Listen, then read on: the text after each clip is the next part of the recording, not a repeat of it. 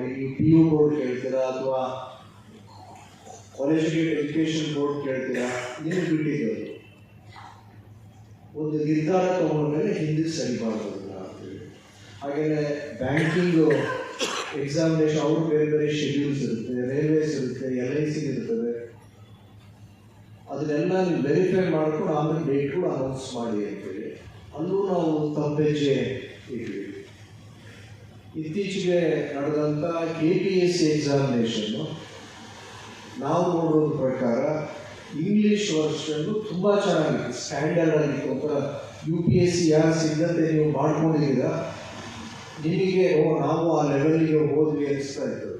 ಅದರಲ್ಲೂ ಸಣ್ಣ ಪುಟ್ಟ ತಪ್ಪು ಕೂಡಿದ್ರು. ಕನ್ನಡ ತರ್ಜುಮೆ ಏನು ಮಾಡಿದ್ರು, ಟ್ರಾನ್ಸ್ಲೇಷನ್ ಮಾಡಿದ್ರು, ತುಂಬ ಮಿಸ್ಟೇಕ್ಸ್ ಅಂತ ಹೇಳಿದರೆ ನಮ್ಮೊಬ್ಬ ಪ್ರೈಮರಿ ಹೈಸ್ಕೂಲ್ ಹುಡುಗರು ಬೇಕಾದ್ರೆ ಅದನ್ನು ಬೆಲ್ ಮಾಡಿ ತೋರಿಸ್ಬೋದಾಗಿತ್ತು. ದೊಡ್ಡ ಎಕ್ಸ್ಪರ್ಟೈಸ್ ಏನು ಬೇಕಾಗಿರಲಿಲ್ಲ. ಇದನ್ನು ಅವರು ಥ್ರೂ AI ಆರ್ಟಿಫಿಷಿಯಲ್ ಇಂಟೆಲಿಜೆನ್ಸ್ ಪ್ರಕಾರ ಮಾಡಿದರು ಅಥವಾ ಗೂಗಲ್ ತರ್ಜುಮೆ ಮಾಡೋದು ಯಾವ ಥರ ಮಾಡಿದ್ರು ಗೊತ್ತಿಲ್ಲ. ಅದನ್ನು ಇದು ಎಲ್ಲ ನಗಲ್ಪಾಟಿ ಆಗ್ಬಿಡ್ತು ಅವರಿಗೆ.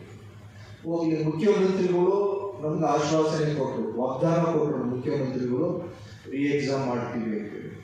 ಮಾಡೋದಕ್ಕಿಂತ ಮುಂಚೆ ನಾವು ಕೇಳಿ ಮುಖ್ಯಮಂತ್ರಿ ಭೇಟಿ ಮಾಡಿದ್ವಿ.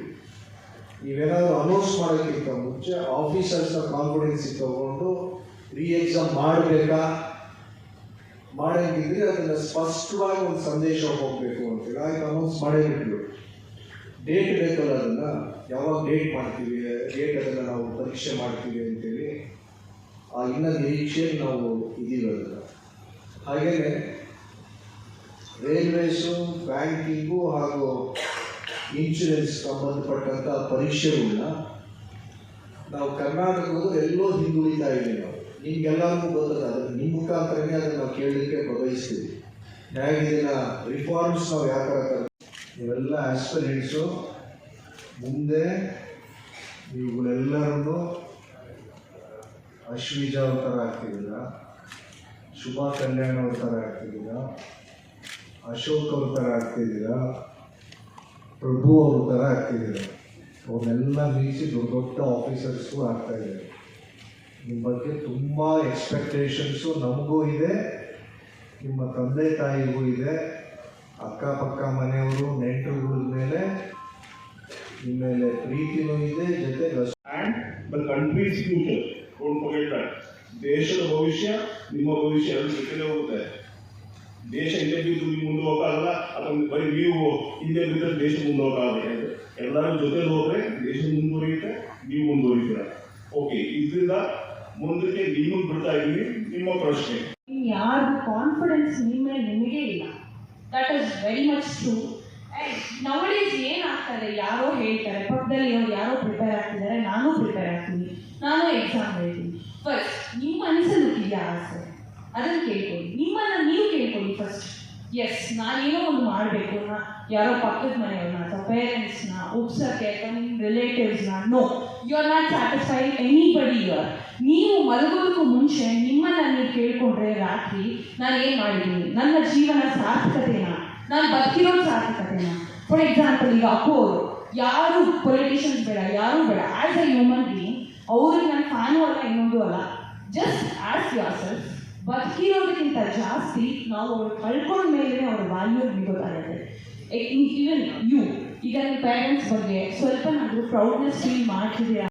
ಇನ್ನು ತುಮಕೂರು ಆಮೇಲೆ ನಮ್ಮ ಇಷ್ಟೀವಿ ಗುರೀಸ್ ಅವ್ರ ಹೃದಯದಲ್ಲಿರೋದು ನಮ್ಮ ತುಮಕೂರಿನ ಯೂತ್ಸ್ನ ಫ್ಯೂಚರ್. ಸೊ ಇಷ್ಟು ಇಟ್ಕೊಂಡು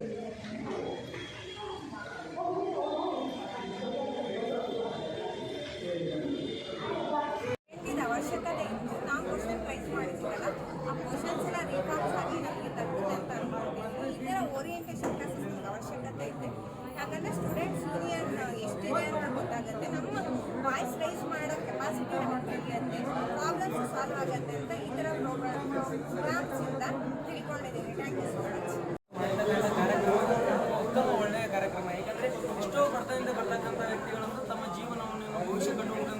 ಇಷ್ಟೋ ರೀತಿಯಾಗಿ ಕಷ್ಟಪಟ್ಟು ಕೆಲಸ ಮಾಡ್ತಾ ಇದ್ದಾರೆ. ಅವರಿಗೆ ಪ್ರೋತ್ಸಾಹ ನೀಡಲು ಒಂದು ಕಾರ್ಯಕ್ರಮ ತುಂಬ ಏನಾಗಿದೆ ಪ್ರೋತ್ಸಾಹದಾಯಕ ಇದೆ. ಇದೇ ರೀತಿಯಾಗಿ ಮುಂದಿನ ಕಾರ್ಯಕ್ರಮಗಳು ಮಾಡ್ತಾ ಇರಲಿ, ಅದಕ್ಕೆ ನಾವು ಕೂಡ ಪ್ರೋತ್ಸಾಹ ಮಾಡೋ ಸ್ಪಂದಿಸಬೇಕು. ಅವರು ಅದೇ ರೀತಿಯಾಗಿ ಅವ್ರು ಯಾವ ರೀತಿಯಾಗಿ ಹೇಳ್ತಾರೆ ಅದೇ ರೀತಿಯಾಗಿ ನಾವು ನಡೆದುಕೊಂಡ್ರೆ ನಮ್ಮ ಮುಂದಿನ ಯಾವುದೇ ರೀತಿಯಾದಂಥ ಕಾಂಪಿಟೇಟಿವ್ ಎಕ್ಸಾಮ್ ಕೂಡ ನಾವು ಸಾಲ್ವ್ ಮಾಡ್ಕೋಬಹುದು. ಇದಕ್ಕೆ ನಾವು ಕೃತಜ್ಞರಾಗಿರ್ತೇವೆ. ಎಷ್ಟು ಹೇಳಿದ್ರೆ ನಾವು ಅವ್ರನ್ನು ವರ್ಣಿಸಲು ಸಾಧ್ಯವಾಗುತ್ತೆ.